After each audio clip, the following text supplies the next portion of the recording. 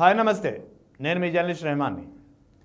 Vijayawada Krishnalanka police station Sai Krishna కేసుకు సంబంధించి ఒక కీలకమైనటువంటి పరిణామం చోటు చేసుకుంది. నిజంగానే ఇది ప్రాక్టికల్గా ఆలోచిస్తే మాత్రం ఇది సంచలనం కలిగించే అంశంగా మారబోతోంది.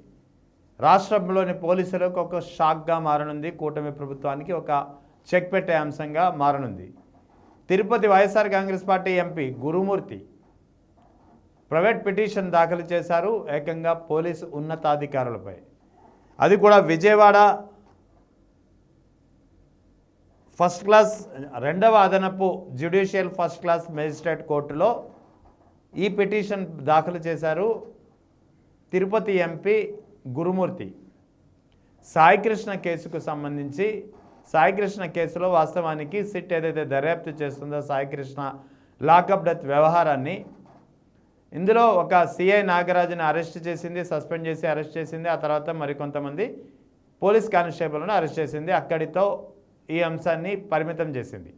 కానీ వాస్తవానికి సాయికృష్ణ కుటుంబ సభ్యుల్ని పరామర్శించినప్పుడు కానీ ఆ తర్వాత కానీ వైఎస్ఆర్ కాంగ్రెస్ పార్టీ నాయకులు కానీ వైఎస్ఆర్ కాంగ్రెస్ పార్టీ అధినేత వైఎస్ జగన్ కానీ చాలా క్లియర్గా ఈ అంశంపై ఒకే విధమైన డిమాండ్ చేశారు.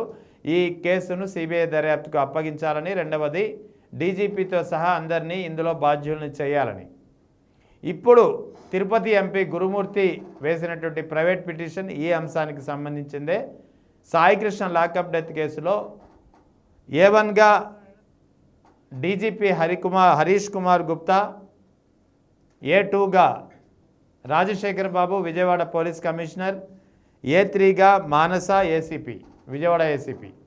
ఈ ముగ్గురిని A1, A2, A3లుగా చేరుస్తూ కేసులు చర్యలు తీసుకోవాలని కోరుతూ MP Gurumurthy, YSR Congress party Tirupati MP doctor Gurumurthy Vijayawada రెండవ additional first class judicial magistrate కోర్టులో ప్రైవేట్ పిటిషన్ దాఖలు చేశారు.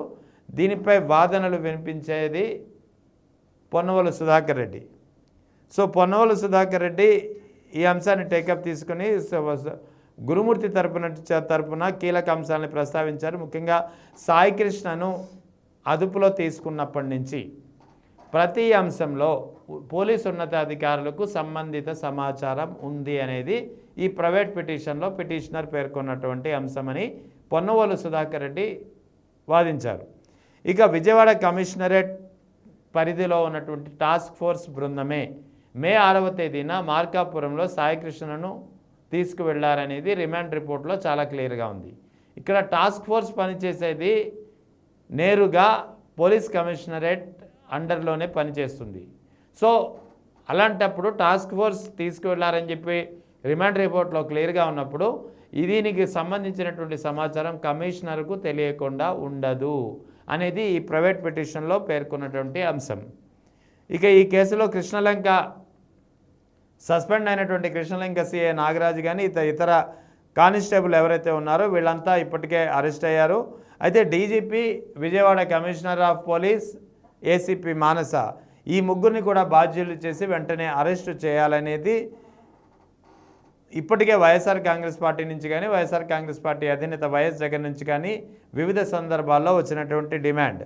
ఇదే విధంగా న్యాయ పోరాటానికి కూడా ఇప్పుడు ఆ పార్టీ నేరుగా న్యాయ పోరాటానికి దిగడం అనేది సాయికృష్ణ కేసులో ఎలాంటి పరిణామాలు రానున్న కాలంలో జరగనున్నాయనే దానికి నిదర్శనంగా చెప్పవచ్చు.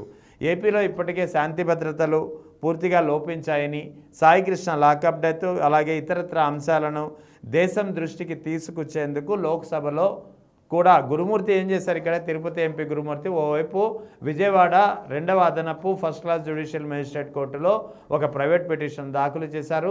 సాయికృష్ణ లాకప్ డెత్ కేసుకు సంబంధించి సాయికృష్ణ లాకప్ డెత్ కేసులో కేవలం సిఐ నాగరాజుకే పరిమితం చేయకుండా ఈ కేసులో డీజీపీని A1గా హరీష్ కుమార్ గుప్తా, డీజీపీని A1గా, తర్వాత commissioner of police Vijayawada Rajasekhar బాబును A2గా, విజయవాడ ఏసీపీ మానసను A3గా చేర్చుతూ చర్యలు తీసుకోవాలని ఆయన కోర్టులో ప్రైవేట్ పిటిషన్ దాఖలు చేశారు. దీనిపై పొన్నవోలు సుధాకర్ రెడ్డి వాదనలు వినిపిస్తున్నారు.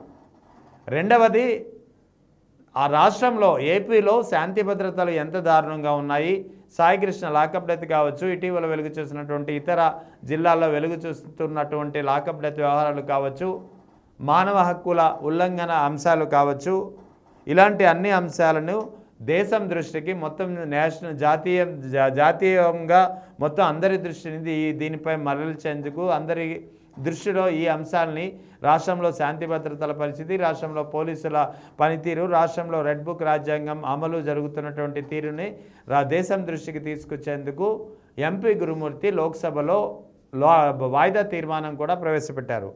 సో ఆంధ్రప్రదేశ్లో పోలీసుల అరాచకాలు, కస్టోడియల్ మరణాలు పెరిగిపోతున్నాయని, నిష్పక్షపాత విచారణ జరిపి దోషులను కఠినంగా శిక్షించాలంటూ ఆయన కేంద్ర ప్రభుత్వాన్ని తన వాయిదా తీర్మానం ద్వారా డిమాండ్ చేస్తున్నటువంటి పరిస్థితి. న్యాయస్థానంలో ఇప్పుడు ప్రధానంగా 2 అంశాలు ఇక్కడ చాలా కీలకంగా ఉంటున్నాయి. మొత్తానికి ఓ పక్కన ఇప్పటికే ఆంధ్రప్రదేశ్లో శాంతి భద్రతల పరిస్థితి ఎలా ఉంది, ఆంధ్రప్రదేశ్లో పోలీసుల పనితీరు ఎలా ఉంది అనేది కేంద్ర హోంశాఖ స్వయంగా నిన్న ఒక నివేదిక విడుదల చేసింది. ఈ నివేదికలో ఆంధ్రప్రదేశ్ పోలీస్ పనితీరు ఆధారంగా ర్యాంకింగ్ ఇచ్చుకుంది కేంద్ర హోంశాఖ. ఇందులో ఆంధ్రప్రదేశ్ పోలీస్ శాఖ స్థానం 26వ స్థానానికి పడిపోయింది. అంటే అంత అధ్వానంగా నాసిరకంగా ఉంది పోలీసుల పనితీరు అనేది ఏకంగా నేరుగా కేంద్ర హోంశాఖ స్పష్టం చేస్తున్నటువంటి పరిస్థితి తాజా నివేదిక ద్వారా.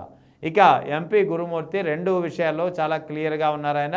ఇదే సాయికృష్ణ వ్యవహారంలో రాష్ట్రంలో జరుగుతున్నటువంటి పోలీసుల అరాచకాలు కానీ, తర్వాత శాంతి భద్రతల తీరుతెన్నులు కానీ, లాకప్ డెత్ వ్యవహారాలు కానీ, కస్టోడియల్ మరణాలు కానీ ఇవి ఏ విధంగా పెరిగిపోతున్నాయనేది దేశం దృష్టికి తీసుకొచ్చేందుకు లోక్సభలో వాయిదా తీర్మానాన్ని ప్రవేశపెట్టడమే కాకుండా దోషులపై చర్యలు తీసుకోవాలని, ఇలాంటి అంశాలపై నిష్పక్షపాతంగా విచారణ జరిపించాలని చెప్పి కూడా ఆయన కేంద్ర ప్రభుత్వాన్ని ఈ వాయిదా తీర్మానం ద్వారా డిమాండ్ చేశారు.